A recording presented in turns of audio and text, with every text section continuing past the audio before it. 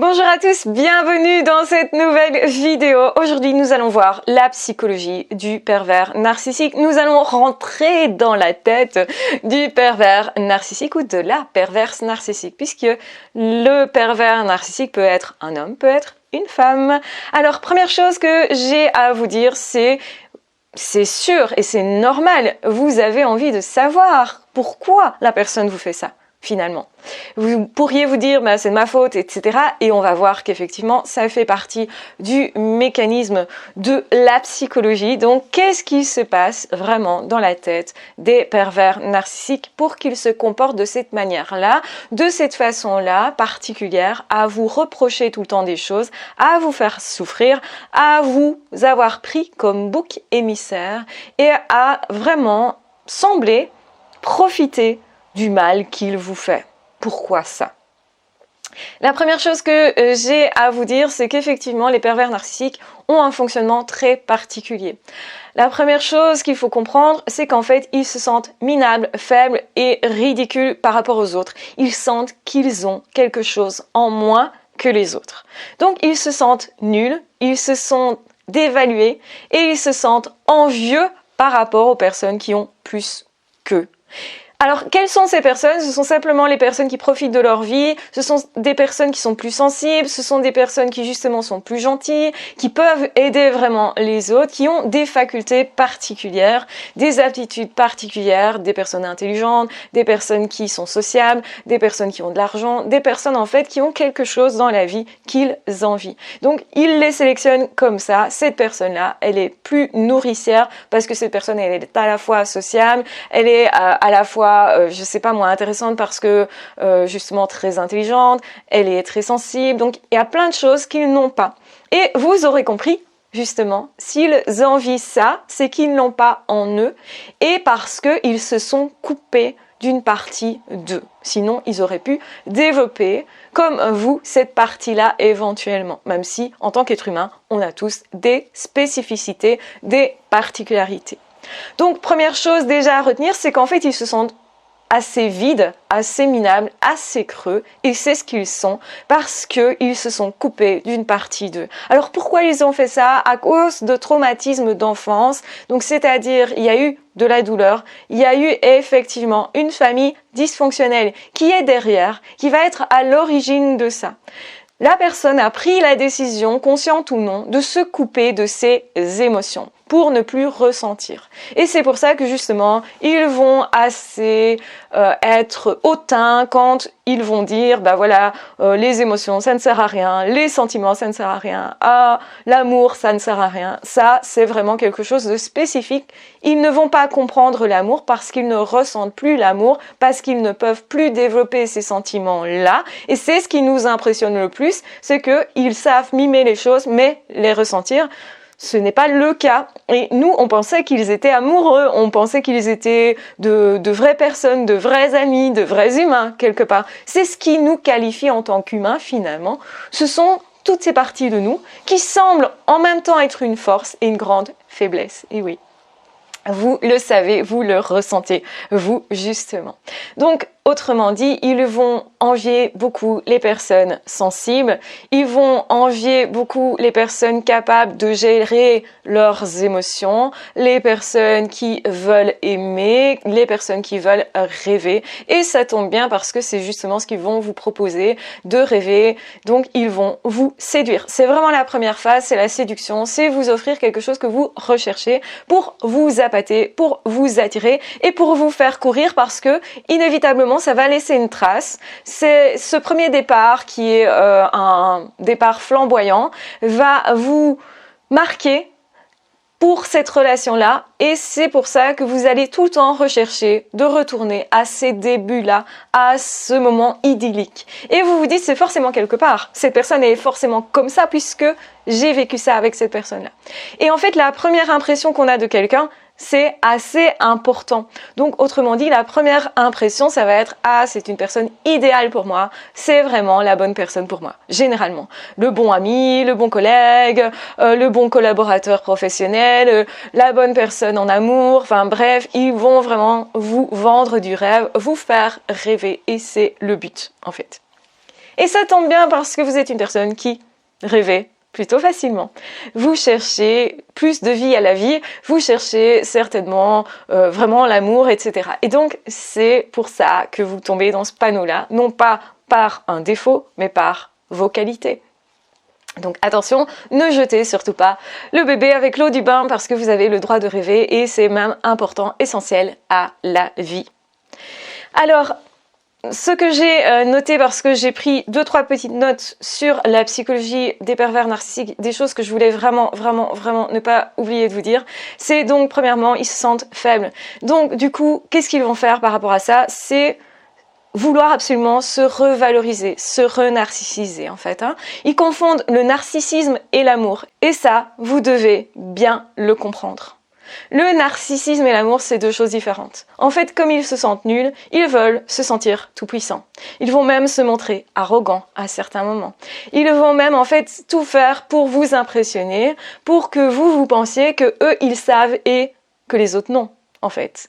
Ils vont se montrer comme tout-puissants, comme n'ayant aucune faille, aucune faiblesse, aucune blessure. Et ça, déjà, c'est pas normal.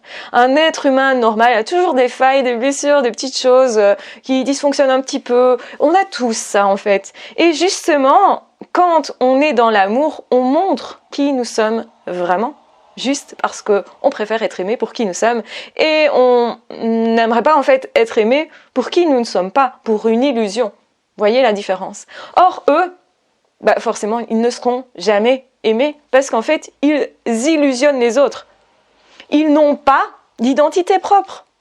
Et ça devrait déjà vous mettre la puce à l'oreille. Quand vous réfléchissez, vous allez vous dire, mais en fait, cette personne, je ne la connais pas.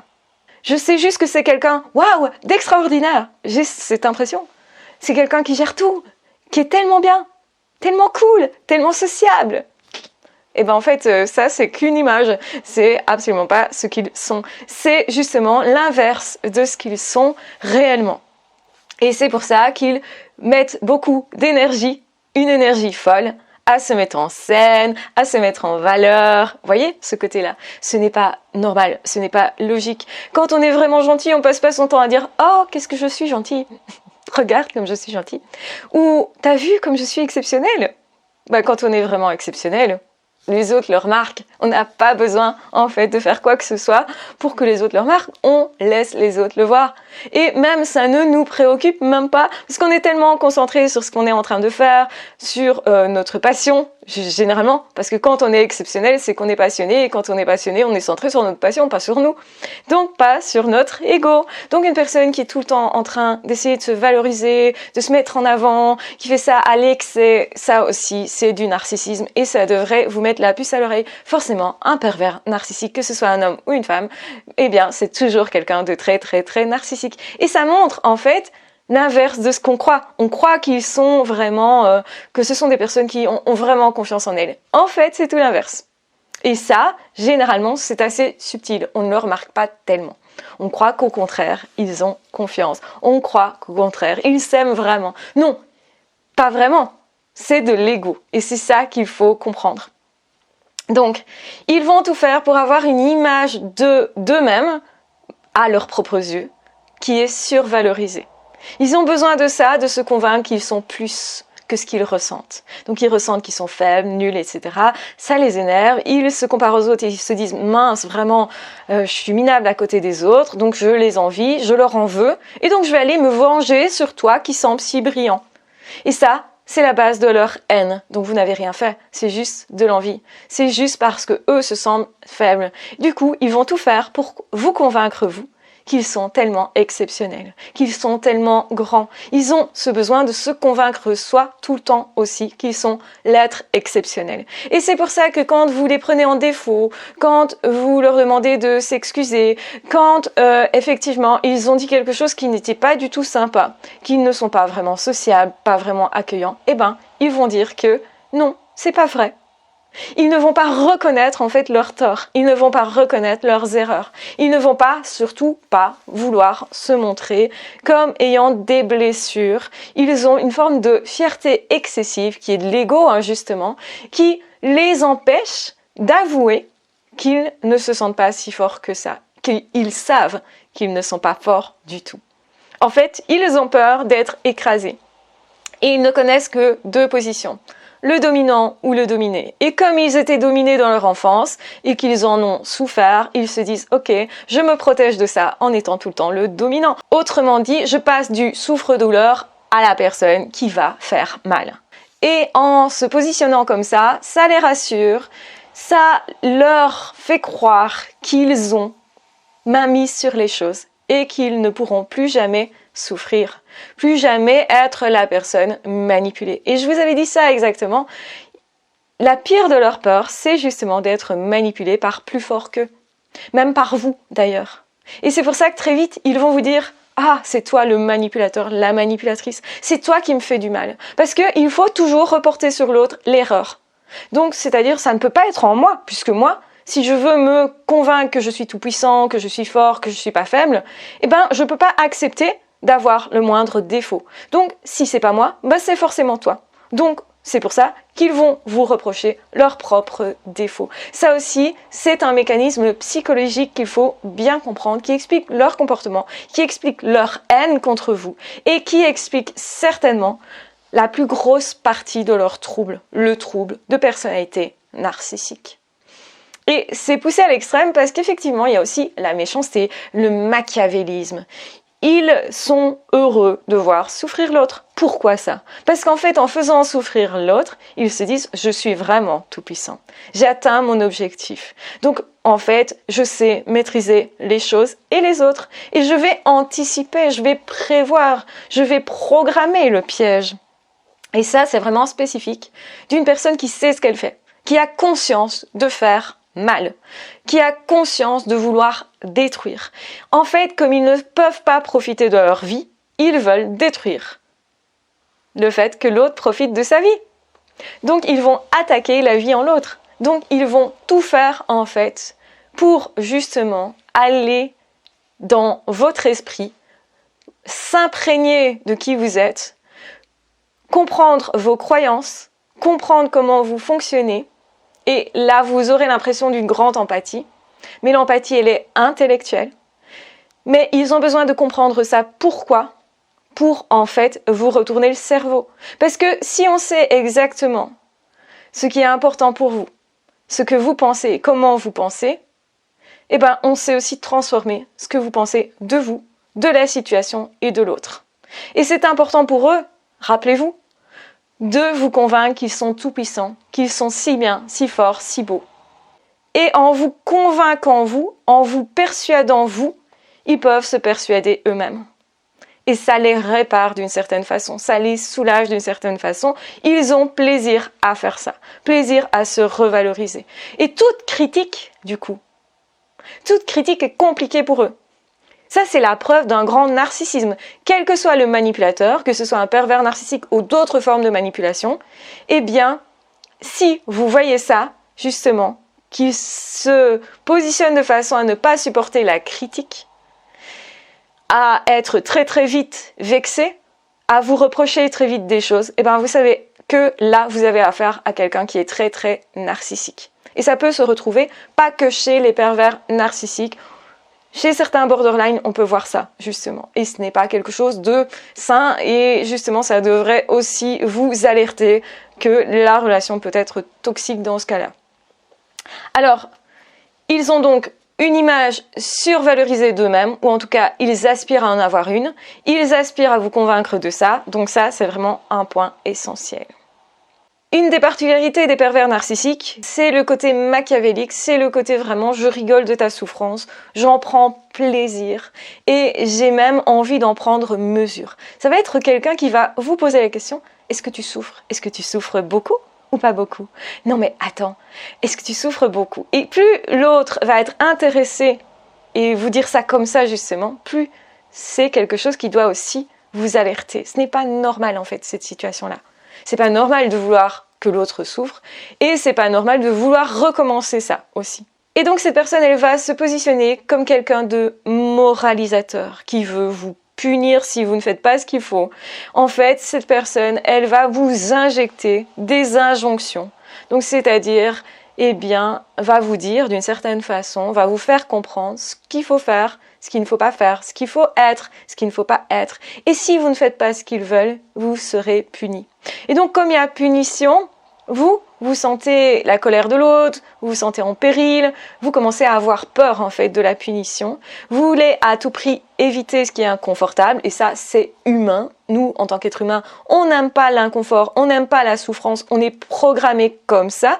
Et donc du coup, effectivement, on va se mettre en état d'alerte constamment. Attention, il y a peut-être un danger dans l'environnement par rapport à cette personne-là.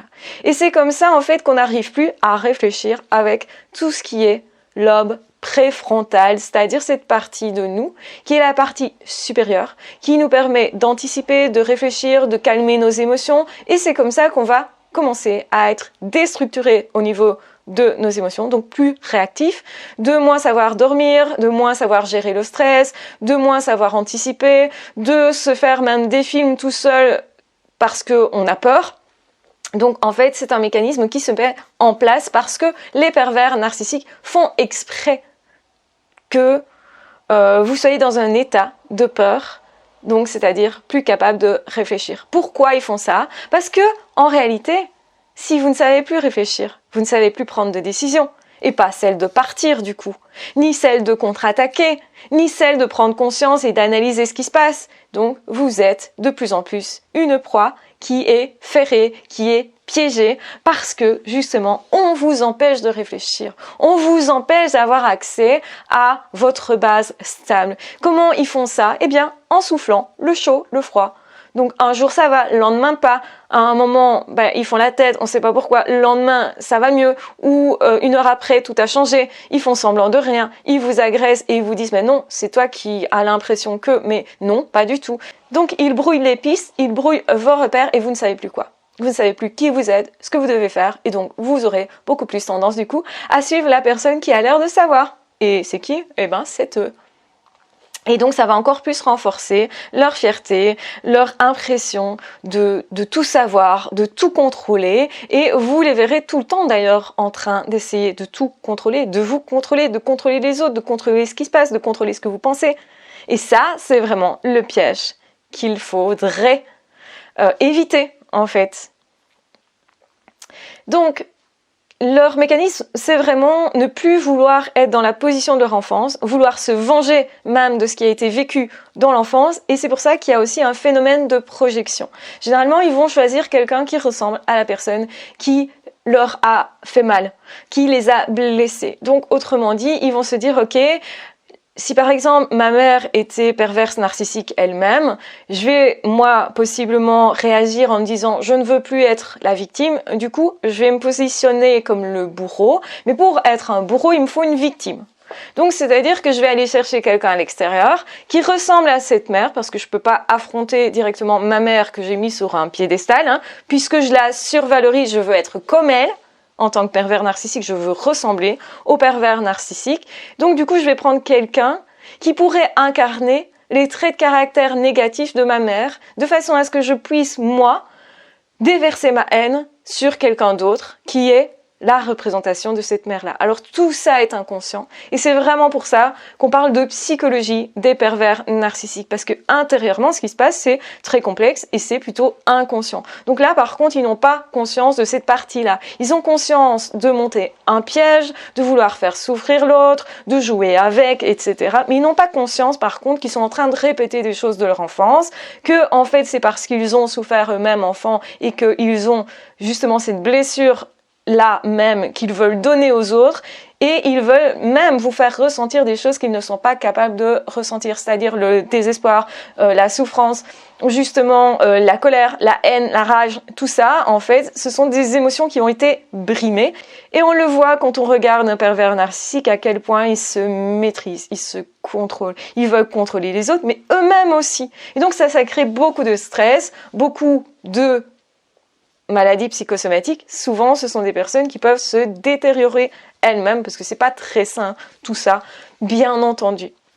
Et donc ils vont faire ça pour fonctionner quand même, malgré tout, malgré les traumatismes, alors que la meilleure des options, ce serait de travailler sur leur deuil pour défaire les traumatismes, pour se construire différemment, mais ça demande justement d'être confronté à sa souffrance, à son passé, et ça demande surtout de prendre du temps, de ne pas compter le temps qu'on passe à faire son deuil, justement, et de comprendre aussi finalement que c'est une décision. Je décide de devenir quelqu'un d'autre. Je décide de ne pas me laisser contrôler par ça, et du coup, ça veut dire qu'il faudrait que je ne valorise pas la personne qui m'a fait du mal, au contraire, que je la fasse tomber de son piédestal. J'avais pris comme exemple la mère, donc que je fasse tomber la mère de son piédestal en disant elle n'était pas adéquate, et je ne veux pas ressembler à ces personnes-là.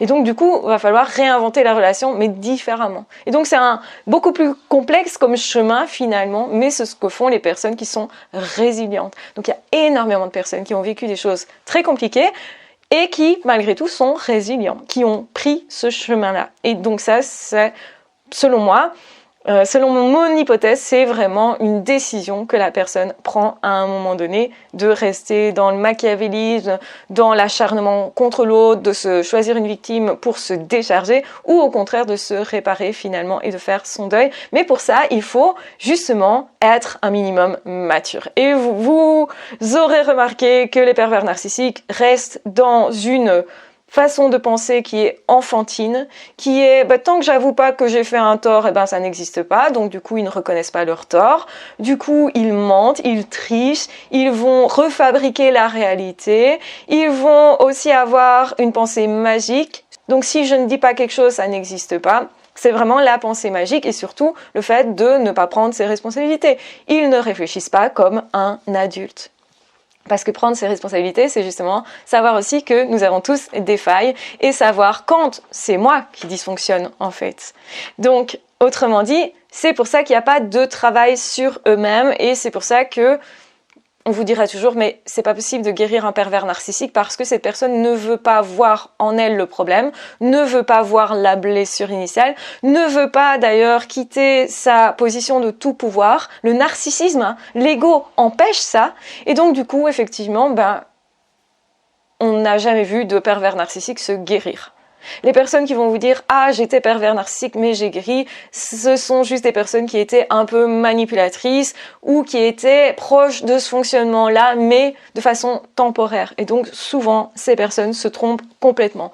Un vrai pervers narcissique ne guérit pas et ne guérira pas et surtout ne guérira pas avec votre amour. Et ça, c'est très important de comprendre ça.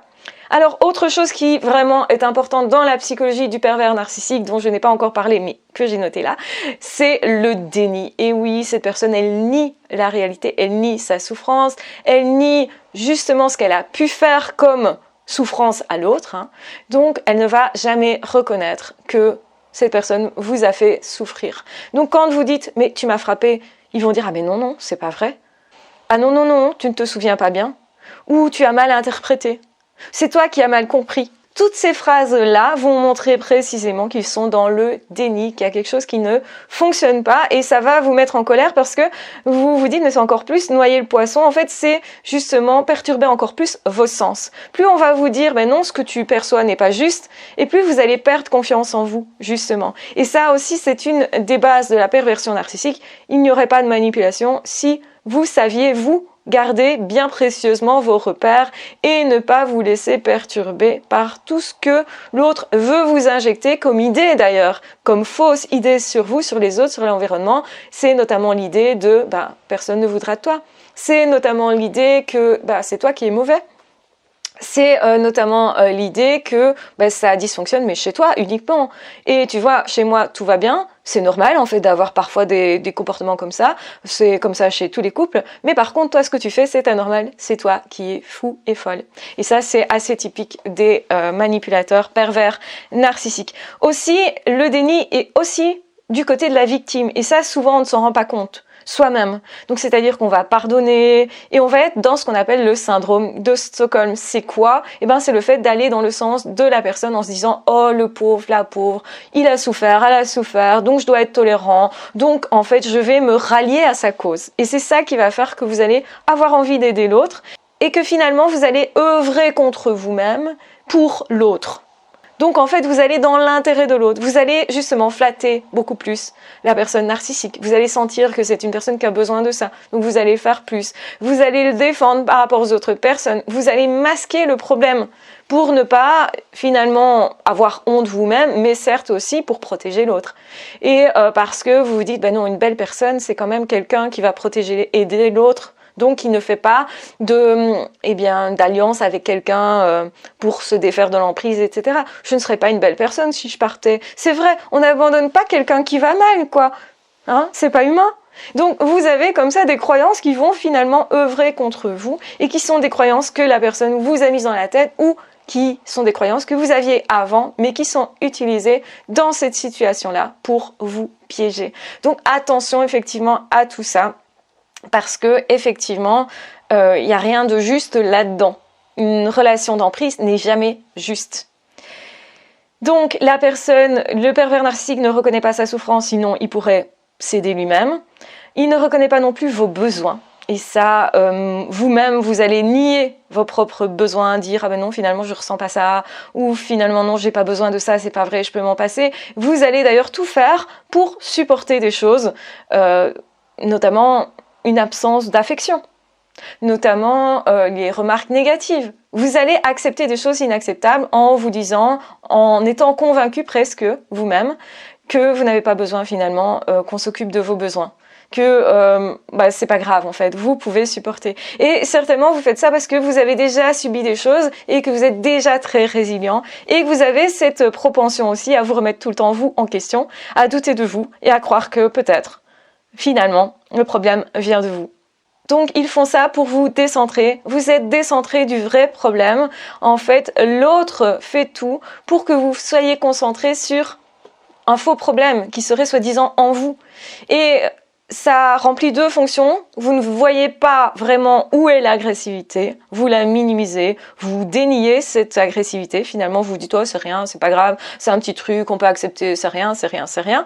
Et en même temps, vous vous dites, je cherche chez moi le problème. Donc, je vais me concentrer sur le fait de m'améliorer moi. Mais évidemment que les pervers narcissiques ne valident jamais le fait que vous soyez assez bien ou que temporairement pour que vous soyez toujours concentré sur cette tâche-là et finalement, vous êtes en train de vous perdre vous-même, de devenir une autre personne, de douter de tout ce que vous aviez installé en vous par le passé, donc comme personnalité, comme stabilité, comme croyance. Et finalement, c'est à partir de ce moment-là, donc le socle sur lequel vous êtes bâti est en train de vaciller complètement. Et c'est ça qui est très très très dangereux et qui va faire qu'effectivement, l'emprise s'installe justement parce que vous n'avez plus de point de repère. Donc voilà, j'ai brossé les idées déjà que j'avais ici cochées. Voilà, il y a peut-être autre chose encore que je ne vous ai pas dit. C'est que en réalité, ils sont habitués non pas à la paix. Ils ont déjà vécu dans des familles dysfonctionnelles et généralement ce qu'ils recherchent, c'est le conflit parce que ça vous fait mal, d'une part. Donc ils jouissent du pouvoir qu'ils ont sur vous, rappelez-vous. Donc ils prennent plaisir à vous faire souffrir en réalité, mais aussi ils vont chercher à rétablir l'ambiance de leur enfance, c'est-à-dire le conflit, c'est-à-dire le chaos, c'est-à-dire la souffrance. Et donc, en fait, ils ne sont pas du tout familiers avec la paix qui correspond aux belles relations. Quand vous êtes en paix avec quelqu'un, vous êtes heureux avec quelqu'un et vous savez que vous êtes dans une belle relation. C'est un bon indicateur. Quand vous êtes face à un pervers narcissique, mais pas que, aussi les personnes manipulatrices vont faire ça ou les personnes très narcissiques risquent aussi de produire ce genre d'effet, c'est que finalement, tout est chaotique autour de vous et ils vont constamment toujours perturber l'équilibre. Ils vont constamment toujours avoir besoin, soit parce qu'ils s'ennuient, il y a des manipulateurs, ils s'ennuient, ils ont besoin chaque fois comme ça de recréer des conflits, chaque fois d'attiser l'autre, chaque fois de créer une forme de chaos autour d'eux, parce que quelque part, c'est plus rassurant pour eux. Parce que le calme, pour certaines personnes, pour certains manipulateurs, pourrait être suspect de leur point de vue et créer du stress. Et donc, du coup, pour échapper à ce stress-là, et ça c'est particulier de certains manipulateurs, effectivement, eh bien, ils créent du conflit, du chaos, etc. Les pervers narcissiques font toujours ça, c'est aussi une façon de les repérer. ils vont vous mettre constamment dans une forme de conflit, dans une forme de chaos, dans quelque chose de désagréable. Ils veulent perturber votre vie intérieure, votre paix intérieure, le fait que vous puissiez profiter de la vie. Et donc, rien de mieux que le chaos pour justement vous empêcher d'être bien et aussi pour vous faire perdre vos repères, parce que on a besoin de calme pour réfléchir, on a besoin de calme pour prendre des décisions, on a besoin de calme aussi pour se retrouver soi, on a besoin de calme justement pour se rétablir de quelque chose. Donc quelque part, en faisant ça, il vous empêche aussi de vous réparer, en tout cas jusqu'au bout, de chaque fois toutes les violences que vous avez reçues. Et donc, moins vous êtes réparé, moins vous voyez clair, moins vous avez des ressources justement pour partir et pour sortir de l'emprise. Et ces personnes veulent vous maintenir sous emprise. Ça aussi, c'est une des particularités des pervers narcissiques. Ils vont constamment, en fait, aller vous rechercher. Donc, ce ne sont pas des personnes qui vous lâchent à un moment donné, contrairement à d'autres types de manipulateurs. Ils peuvent vous donner cette impression justement en jouant le chaud le froid que vous êtes en train de les perdre, mais en fait ils reviennent toujours. C'est vraiment une des particularités de ce type de manipulation, c'est que ces manipulateurs, ils ont besoin de vous, ils sont dépendants de vous et ils ont besoin de récupérer tout le temps l'emprise sur vous et ils ne veulent pas la céder. Donc ils veulent constamment se prouver qu'ils sont grands, qu'ils sont forts, ils ont ce besoin intérieur là. Et quand vous comprenez ça, vous comprenez vraiment la psychologie des pervers narcissiques. Là, je pense que vous êtes vraiment rentré dans leur cerveau, dans leur esprit, dans leur manière de penser et que vous comprenez tout ce qui, en fait, tous les tenants aboutissants des pervers narcissiques. Alors, je rappelle que cette vidéo, elle n'existe nulle part, ce contenu n'existe nulle part, ce sont mes propres analyses. Donc attention, si vous voyez ces analyses reprises par quelqu'un qui ne me citerait pas, vous savez que là, il s'agit de copies très clairement. Alors oui, je partage des choses publiquement, mais ça n'empêche que, bah voilà, quand quelqu'un est honnête, il cite simplement la personne. Donc oui, la psychologie des pervers narcissiques, c'est quelque chose à comprendre, que je vous donne, donc que j'ai analysé, et c'est un contenu que je vous donne généreusement, parce que je pense que ça va vous aider vraiment vous en tant que victime et que c'est là mon objectif principal.